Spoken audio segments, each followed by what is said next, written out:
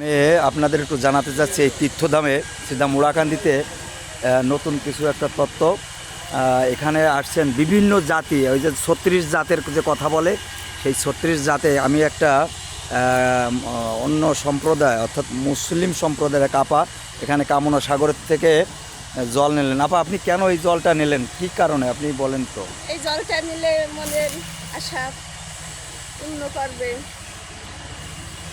তারপরে কেন আসছেন এটা? তার আপনি যে ধুতি কিনতে চাচ্ছিলেন, ধুতি বা কোথায় দেবেন?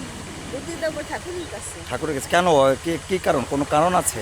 কারণ তো নিশ্চয়ই আছে। সেই কারণটা একটু বলেন, যে আমি এই উপকারটা পাইছি ওইটা একটু বলেন, শুনতে কারণ চাচ্ছি আছে, বক্তব্য। ওইখানে আমার এক ভাই মানতি ছিল, সেইটা আশা পূর্ণ করছে, আচ্ছা আচ্ছা সেই জন্যই আমি বুদ্ধি দেবো। আচ্ছা আচ্ছা ঠিক আছে। আমি দেখাতে চাচ্ছি এই যে কামনা সাগরের জল এনরা নিয়েছেন, ভক্তি ভরে ঠাকুরকে বিশ্বাস করে, এবং ওই কামনা সাগরের জল নিলে সেটা যে কারণে নেবে, অর্থাৎ একটা যে কোনো রোগ বা ব্যাধি যে কোনো কারণে হয়তো তার সর্বাঙ্গে মাখালে সে তৃপ্তি পাবে এবং উপকার পাবে, সেই কামনার্থে কামনা সাগরের জল নিচ্ছে। জয় হরি বল।